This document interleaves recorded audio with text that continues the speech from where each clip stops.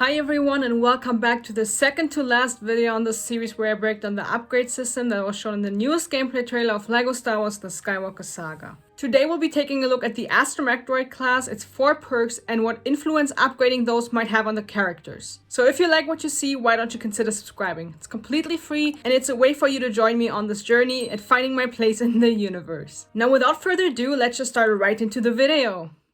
In past LEGO games, we weren't really able to do anything besides flying and activating terminals with Astromech droids, but in this game it's something completely different. Not only will we be able to activate terminals and fly, but we will also be able to fight enemies in combat and so much more. But before we will dive any further into the perks of the Astromech droid, we first need to know what characters those upgrades and perks are actually going to have effect on. When we look at the character menu, we actually don't have to scroll at all to find all the Astromech droids in this class. It starts right here on the top with R2-D2, then we have one of my favorites, BB-8, and of course his evil twin, BB-9E. Those are all the characters we can see in the menu, though I think we're also gonna get R4-P17, which we haven't seen any confirmation of, but it's likely that they will add it. And when we take a closer look at this shot right here, where Luke is approaching a planet, we can see a small portion of an Astromech droid's head. It's green, so we can probably assume that we will have a green Astromech droid in this list as well. One thing is clear, when it comes to the perks of the Astromech droid, we're gonna be able to do so much more than in the past LEGO games. It's sickening how much we can do. I don't even think we can do so many things in the movies with Astromech droids, so this is just on a whole different level. However, when it comes to some of those perks, I really have no idea what they could mean. The first one shows a speech bubble with an exclamation mark above the Astromech droid's head. And usually exclamation marks stand for ideas or information, though usually in games informations are represented with the letter I, so it will probably not have anything to do with information in general, in this game at least. But it obviously is a speech bubble, so are we going to be able to communicate with other droids and maybe even other species? But then what does the exclamation mark mean? In case it is really us being able to communicate, then by upgrading it, our communication might get better. Maybe on the first level, they're only gonna understand a little bit of us and vice versa. And by the third level, we might actually be able to tell them what we actually want to do, or they can tell us what they actually want to do. And if the exclamation mark really has any meaning, I don't have any idea what that could mean. I mean, an Astromech droid could have an idea and let us know, but again, that has something to do with communication. So I don't have any idea what else it could be than a speech bubble that means that we can communicate and upgrade that communication perk. But if you have any other ideas, write it in the comment sections down below.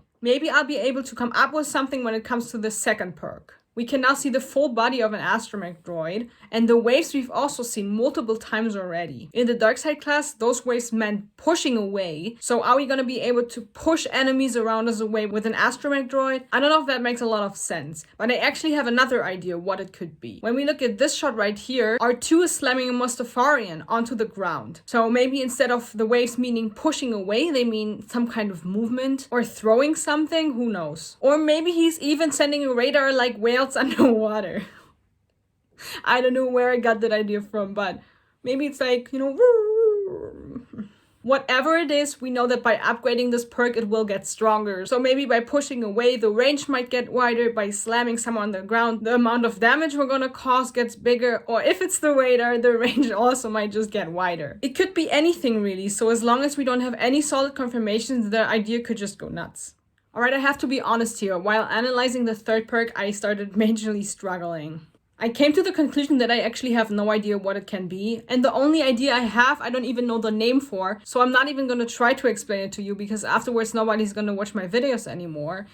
And I'm just stuck with this one, seriously. It could have something to do with electricity, technology, or maybe even something completely different. And I can't even give you an example of what could happen when we upgrade this perk because I don't even know what the perk even is. Could be anything, literally. I really feel exhausted just by trying to figure out what it could be. I have to say I give up on this one. Let's just move on to the fourth perk in this class. Again, we can see the whole body of an Astromech droid and it looks like there are bolts around it. So maybe this perk has something to do with electricity. It could either mean that we're going to be able to shock enemies, or it could also mean, and I'm very proud of this idea, that we have a higher shock resistance. Now, hear me out here. We all know that Javas love to shock droids, to steal them and sell them, so maybe that will help us to not get shocked by them so easily. I think either of those ideas have potential, though when we think about the second idea, playing through the level where we have to walk through the sandcrawler will get much less annoying when we think about having shock resistance where they're trying to shock us. I mean, if you've played the complete Saga and you've ever played that level, you know how annoying it is when the Javas come up to you and shock you and you have to wait a few seconds to use that droid.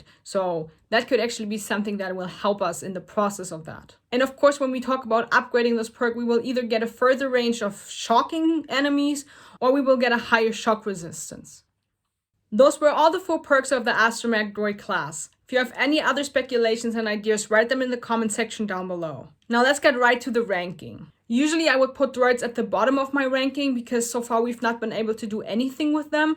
Though now that we have all those perks, I feel kind of bad putting them in the bottom because yes, the villain class might be more exciting to play overall.